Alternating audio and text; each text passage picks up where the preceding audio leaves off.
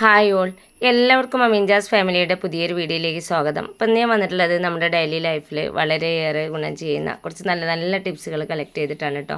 അപ്പോൾ എന്നും പറയുന്ന പോലെ വീഡിയോ എല്ലാവരും ഫുള്ളായിട്ട് കാണാം. വീഡിയോസ് കാണുന്ന സമയത്ത് നിങ്ങൾക്ക് യൂസ്ഫുൾ ആയിട്ട് തോന്നുകയാണെങ്കിൽ ലൈക്ക് ചെയ്യാനും ഷെയർ ചെയ്യാനും കമൻറ്റ് ചെയ്യാനും സബ്സ്ക്രൈബ് ചെയ്ത് തൊട്ടടുത്തുള്ള കുഞ്ഞു ബെല്ലൈക്കൺ കൂടി എനേബിൾ ചെയ്യാൻ മറന്നു പോകരുത്. ഒട്ടും സമയം കളയാതെ ഇന്നത്തെ വീഡിയോയിലോട്ട് പോവാം. ഭൂരിഭാഗം ആളുകളും യൂസ് ചെയ്യുന്നതാണ് ഇതുപോലെയുള്ള ക്രീമുകളൊക്കെ യൂസ് ചെയ്ത് കഴിഞ്ഞാൽ എംടി ബോട്ടിൽ സാധാരണയായിട്ട് വലിച്ചെറിയാറാണ് പതിവ്. എന്നാൽ ഇതുപോലെയുള്ള കുഞ്ഞു കുഞ്ഞു ബോക്സുകളൊന്നും ഞാൻ വലിച്ചെറിയാറില്ല. പകരം ഇതേപോലെയുള്ള ഐറ്റംസ് കീപ്പ് ചെയ്ത് വെക്കാറാണ് കേട്ടോ. സേഫ്റ്റി പിന്ന്, മൊഫ്ത് പിന്ന്, അതല്ലെങ്കിൽ ബട്ടൺസ് പോലെയുള്ളതെല്ലാം ഞാൻ ഇതേപോലെയുള്ള ബോക്സിലാക്കിയിട്ടാണ് വെക്കാറുള്ളത്. ഇതുപോലെ കീപ്പ് ചെയ്ത് കഴിഞ്ഞാൽ തിരഞ്ഞ് നമുക്ക് ഒരുപാട് സമയം കളയേണ്ട ആവശ്യമില്ല, പെട്ടെന്ന് തന്നെ നമുക്ക് എടുക്കാനായിട്ട് പറ്റും. ഇനി രണ്ടാമത്തെ ടിപ്പ് എന്താണെന്ന് നോക്കാം. നമ്മുടെ വീട്ടിൽ ഏറ്റവും കൂടുതൽ നമ്മൾ എടുക്കുന്ന ഒരു ജോലി പാത്രം കഴുകുക എന്നുള്ളതാണ്. എത്ര കഴുകിയാലും വീണ്ടും അതേ സ്പീഡിൽ തന്നെ പാത്രങ്ങൾ ഉണ്ടാവും. എന്നാൽ കുന്നോളം പാത്രങ്ങൾ ഉണ്ടെങ്കിലും എളുപ്പത്തിൽ നമുക്ക് ക്ലീൻ ചെയ്തെടുക്കാൻ പറ്റുന്ന ഒരു കിടിലൻ സൊല്യൂഷനാണ് ഞാൻ കാണിക്കുന്നത്.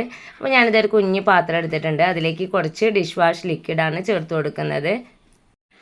അപ്പോൾ ഞാനിത് അത്രയും ഡിഷ് വാഷ് ലിക്വിഡ് ചേർത്ത് കൊടുത്തിട്ടുണ്ട്. ഇനി ഇതിലേക്ക് ഞാൻ ചേർത്ത് കൊടുക്കുന്നത് ഉപ്പാണ് കേട്ടോ. അപ്പോൾ ഒരു ടേബിൾ സ്പൂണോളം പൊടിയുപ്പാണ് ഞാൻ ചേർത്ത് കൊടുത്തിട്ടുള്ളത്. നിങ്ങളുടെ കയ്യിൽ കല്ലുപ്പുണ്ടെങ്കിൽ നിങ്ങൾ അത് യൂസ് ചെയ്യുക.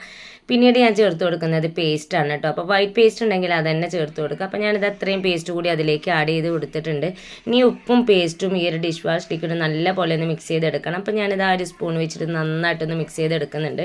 അപ്പോൾ ഇതിലേക്ക് കുറച്ച് വെള്ളം കൂടി ചേർത്ത് കൊടുക്കണം. പക്ഷേ നമ്മൾ നന്നായിട്ട് മിക്സ് ചെയ്തെടുത്തതിന് ശേഷം വേണം വെള്ളം ചേർത്ത് കൊടുക്കാനായിട്ട്. അതല്ലെങ്കിൽ പേസ്റ്റൊക്കെ കട്ടയായിട്ട് തന്നെ നിൽക്കും. അപ്പോൾ കുറച്ചാകുമ്പോൾ നമുക്ക് ഇതേപോലെ നല്ലപോലെ മിക്സ് ചെയ്തെടുക്കാനായിട്ട് പറ്റും. പേസ്റ്റും ഒട്ടും കട്ടയില്ലാത്ത രീതിയിൽ വേണം കേട്ടോ മിക്സ് ചെയ്തെടുക്കാനായിട്ട്. ഇപ്പോൾ ഇതെല്ലാം കൂടി മിക്സായി വന്നപ്പോൾ ഈ ഒരു ലിക്വിഡിൻ്റെ കളറ് തന്നെ നന്നായിട്ട് ചേഞ്ച് ആയിട്ടുണ്ട്. ഉപ്പും നല്ലപോലെ മെൽറ്റായിട്ടുണ്ട്. അതുപോലെ തന്നെ പേസ്റ്റും നന്നായിട്ട് തന്നെ മിക്സ് ചെയ്തെടുത്തിട്ടുണ്ട്. ഇനി ഇതിലേക്ക് കുറച്ച് വെള്ളം ചേർത്ത് കൊടുക്കുക. അപ്പോൾ ഒരുപാട് വെള്ളം ചേർത്ത് കൊടുക്കേണ്ട, കുറച്ച് വെള്ളം ചേർത്ത് കൊടുത്താൽ മതി. ഈ ഒരു ഇത്രയുള്ള സൊല്യൂഷൻ വെച്ചിട്ട് തന്നെ നമുക്ക് ഒരുപാട് പാത്രങ്ങൾ കഴുകാനായിട്ട് പറ്റും കേട്ടോ. നമ്മൾ യൂസ് ചെയ്തതിന് ശേഷം ബാലൻസ് വരുന്നത് ഒരു ബോട്ടിലാക്കിയിട്ട് നമ്മൾ സ്റ്റോർ ചെയ്ത് വെക്കുകയാണെങ്കിൽ അടുത്ത ദിവസങ്ങളിൽ നമുക്കിത് പാത്രം കഴുകാനായിട്ട് എടുക്കാൻ പറ്റും. അപ്പോൾ ഞാനിത് ഇത്രയും പാത്രങ്ങൾ ഒറ്റ തവണ ഡിപ്പ് ചെയ്തിട്ടാണ് ഉരച്ചെടുത്തിട്ടുള്ളത്. ഒരുപാട് തവണ നമ്മൾ സോപ്പൊക്കെ ആകുമ്പോൾ ഡിപ്പ് ചെയ്യേണ്ടി വരും. എന്നാൽ ഇതുപോലെയുള്ള സൊല്യൂഷൻ വെച്ചിട്ട് ക്ലീൻ ചെയ്യുകയാണെങ്കിൽ ആ ഒരു സമയമൊക്കെ നമുക്ക് സേവ് ചെയ്യാനായിട്ട് പറ്റും. അപ്പോൾ ഞാൻ സിങ്കിൽ നിന്ന് പാത്രങ്ങളെല്ലാം എടുത്ത് മാറ്റിയിട്ടുണ്ട്. നമ്മുടെ സൊല്യൂഷൻ ഇവിടെ എടുത്തിട്ടുണ്ട്. അതിൽ ഞാൻ സ്പഞ്ച് ഒന്ന് ഡിപ്പ് ചെയ്ത് കൊടുക്കുന്നുണ്ട്. ഇപ്പോൾ തന്നെ നിങ്ങൾക്ക് കാണുന്നുണ്ടാവും നന്നായിട്ട് പതഞ്ഞ് വരുന്നുണ്ട് കേട്ടോ. നല്ല പോലെ പതയുണ്ട്. ഇനി ഓരോ പാത്രങ്ങൾ നമുക്ക് കഴുകിയെടുക്കാം. അപ്പോൾ ഞാനിത് ഓരോ പാത്രങ്ങളായിട്ട് കഴുകിയെടുക്കുന്നുണ്ട്. നന്നായിട്ട് തന്നെ പതയൊക്കെ ഉണ്ട് കേട്ടോ. അതുപോലെ തന്നെ നല്ല സ്മെല്ലും ഉണ്ട്. പാത്രത്തിലൊക്കെ ചെറിയ തുരുമ്പിൻ്റെ അംശമൊക്കെ ഉണ്ടെങ്കിൽ ഉപ്പ് യൂസ് ചെയ്യുന്നതുകൊണ്ട് ആ ഒരു തുരുമ്പിൻ്റെ അംശം നമുക്ക് പോയി കിട്ടും. പ്രത്യേകിച്ച് ഇതുപോലെയുള്ള സൊല്യൂഷനൊക്കെ റെഡിയാക്കി എടുക്കുകയാണെങ്കിൽ നോൺ വെജൊക്കെ കുക്ക് ചെയ്തിട്ടോ അതല്ലെങ്കിൽ നമ്മൾ യൂസ് ചെയ്യുന്ന സമയത്തൊക്കെ ഇതുപോലെ ക്ലീൻ ചെയ്യുകയാണെങ്കിൽ ആ നോൺ വെജിൻ്റെ സ്മെല്ലൊക്കെ നന്നായിട്ട് തന്നെ പോയി കിട്ടും കേട്ടോ. പ്രത്യേകിച്ച് മത്തിയൊക്കെ കുക്ക് ചെയ്യുന്ന സമയത്ത് കിച്ചൺ തന്നെ ഒരു ബാഡ് സ്മെല്ലായിരിക്കും. എന്നാൽ അത് യൂസ് ചെയ്തതിന് ശേഷം കൗണ്ടർ ടോപ്പ് സിങ്കൊക്കെ ഈ ഒരു രീതിയിൽ ക്ലീൻ ചെയ്യുകയാണെങ്കിൽ നല്ലൊരു സ്മെല്ലായിരിക്കും. ഇപ്പം ഞാനിതെല്ലാം ആ പാത്രം കഴുകിയെടുത്തിട്ടുണ്ട്. എന്നിട്ട് കൂടി സ്പഞ്ചിൽ നന്നായിട്ട് തന്നെ പതയുണ്ട് കേട്ടോ. ഞാൻ ഒരു തവണ മാത്രമേ ഇത് ഡിപ്പ് ചെയ്തിട്ടുള്ളൂ. സാധാരണയായിട്ട് നമ്മൾ ഡിഷ് വാഷ് ബാറൊക്കെ വെച്ചിട്ടാണ് പാത്രം കഴുകുന്നത് വെച്ചാൽ ഒരുപാട് തവണ നമ്മൾ സോപ്പിലൊന്ന് ഡിപ്പ് ചെയ്യേണ്ടി വരും. എന്നാൽ ഇതുപോലെയുള്ള സൊല്യൂഷൻ ആണെങ്കിൽ ഒറ്റ തവണ മാത്രം ഡിപ്പ് ചെയ്താൽ മതി കേട്ടോ. അപ്പം ഞാൻ ഉടച്ചെടുത്തതിന് ശേഷം എല്ലാ പാത്രവും ഞാനിത് അതേപോലെ ഒന്ന് കഴുകി എടുത്തിട്ടുണ്ട്. സോപ്പിൽ ഇടയ്ക്കിടയ്ക്ക് ആ ഒരു സ്പഞ്ച് ഡിപ്പ് ചെയ്യുമ്പോൾ ഒരുപാട് സമയം നമുക്ക് വേണ്ടി വരും. അതുപോലെയാണെങ്കിൽ കുറഞ്ഞ സമയം മതി. ഇപ്പോൾ ഞാൻ സിങ്ക് കൂടി ആ ഒരു സ്പഞ്ച് വെച്ചിട്ട് ഉരച്ചെടുത്തിട്ടുണ്ട്. ഞാൻ ആദ്യം ഡിപ്പ് ചെയ്തിട്ടുള്ള അതേ സ്പഞ്ച് വെച്ചിട്ടാണ് കേട്ടോ. വീണ്ടും ഞാൻ അതിൽ ഡിപ്പ് ചെയ്തിട്ടൊന്നുമില്ല. ആ ഒരൊറ്റ തവണ ഡിപ്പ് ചെയ്തതിന് ശേഷമാണ് പാത്രവും സിങ്കും ഒക്കെ ഉരച്ചെടുത്തിട്ടുള്ളത്. എങ്കിലും നല്ല പോലെ തന്നെ പതയുണ്ട്. ഇപ്പോൾ സിങ്കൊക്കെ ഉരച്ചെടുത്തതിന് ശേഷം ഞാനിതൊന്ന് കഴുകിയെടുക്കുകയാണ്. അപ്പോൾ അത് ആ സിങ്കും എനിക്ക് നല്ല പോലെ ക്ലീനായിട്ട് കിട്ടിയിട്ടുണ്ട്. ബാക്കിയുള്ള സൊല്യൂഷൻ ഞാനൊരു ബോട്ടിലാക്കിയിട്ട് സ്റ്റോർ ചെയ്ത് വെച്ചിട്ടുണ്ട് കേട്ടോ. ഇനി ഇന്നത്തെ അവസാനത്തെ ടിപ്പിലേക്ക് പോവാം. അടുത്ത ടിപ്പ് എല്ലാവർക്കും വളരെ യൂസ്ഫുൾ ആയിട്ടുള്ളൊരു ടിപ്പാണ്. വാഷിംഗ് മെഷീനിൽ സോപ്പ് പൊടിയൊക്കെ ഉപയോഗിച്ചിട്ട് അലക്കുന്ന ആളുകൾക്ക് വളരെയേറെ ഗുണം ചെയ്യുന്ന ഒരു ടിപ്പാണ് കേട്ടോ ഇത്. സാധാരണയായിട്ട് നമ്മൾ സോപ്പ് പൊടിയൊക്കെ ഉപയോഗിച്ച് അലക്കുന്ന സമയത്ത് ചിലപ്പോഴെങ്കിലും നമ്മുടെ ഡ്രസ്സിൽ വെള്ള പാടുകൾ അതല്ലെങ്കിൽ ചെറിയ ചെറിയ പൊടികളൊക്കെ ആയിട്ട് വെള്ളയായിട്ട് കാണാറുണ്ട്. പ്രത്യേകിച്ച് കറുപ്പ് കളറിലൊക്കെ ഉള്ള ഡ്രസ്സിൽ പെട്ടെന്ന് തന്നെ എടുത്ത് കാണാറുണ്ട്. അതൊന്നും ഇല്ലാതെ നമുക്ക് നീറ്റായിട്ട് തന്നെ അലക്കിയെടുക്കാൻ പറ്റുന്നൊരു സിമ്പിൾ ടിപ്പാണ്. അതിനായിട്ട് ഞാൻ നേരിയ ഒരു കോട്ടൻ്റെ ക്ലോത്താണ് എടുത്തിട്ടുള്ളത്. ഇനി ഞാനിതിലേക്ക് കുറച്ച് സോപ്പ് പൊടിയാണ് ഇട്ട് കൊടുക്കുന്നത്. ഡയറക്റ്റ് നമ്മൾ സോപ്പ് പൊടി യൂസ് ചെയ്യുമ്പോഴാണ് ആ ഒരു വെള്ളപ്പൊടിയും പാടൊക്കെ ആയിട്ട് ഡ്രസ്സിൽ കാണാറുള്ളത്. എന്നാൽ ഇതുപോലെ നമ്മൾ യൂസ് ചെയ്യുകയാണെങ്കിൽ ഡ്രസ്സൊക്കെ നല്ല പോലെ തന്നെ നമുക്ക് ക്ലീൻ ആയിട്ട് കിട്ടുകയും ചെയ്യും. മാത്രമല്ല ഡ്രസ്സിലൊന്നും പൊടിയോ അല്ലെങ്കിൽ സോപ്പ് പൊടിയുടെ ഒരു അടയാളം പോലും നമുക്ക് കാണാനുണ്ടാവില്ല കേട്ടോ. അപ്പോൾ ഞാനിതാ അത്രയും സോപ്പ് പൊടി എടുത്തിട്ടുണ്ട്. ഇനി ഇത് നമുക്കൊന്ന് കിഴിയാക്കിയിട്ട് എടുക്കണം. കിഴി കെട്ടാനായിട്ട് നമ്മൾ എടുക്കുന്ന കോട്ടൻ്റെ തുണി നല്ല പോലെ നൈസായിരിക്കണം.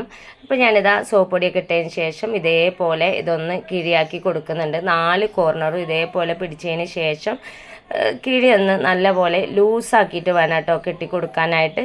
ഇപ്പോൾ കണ്ടില്ലേ, ഇതേപോലെ പിടിക്കുന്ന സമയത്ത് കിഴി അത്യാവശ്യം ലൂസുണ്ട്. ഇനി ഇതേപോലെ ഒന്ന് കെട്ടിക്കൊടുക്കാം.